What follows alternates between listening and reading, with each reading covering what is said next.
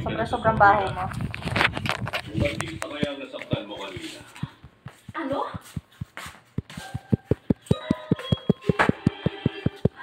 Mukhang kapalaran ko magbabalik-balik sa presinto at gumawa ng apology letters. Ay, Ay, ganda babae. Oh, pabigyan pa.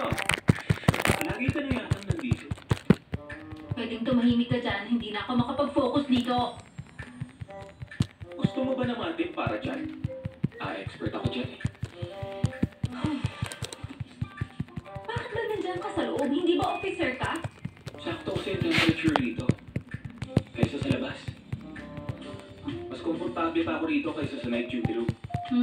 Siguro dyan ka talaga nababagay. Tapusin mo na yan. Nakasimangot ka na kasi eh. Inom tayo, libre ko. Ayos ka rin eh. Ayokong uminom. Anong tip mo sa sinusulat ko? Bilis. Sulat mo. Ano yun? 119.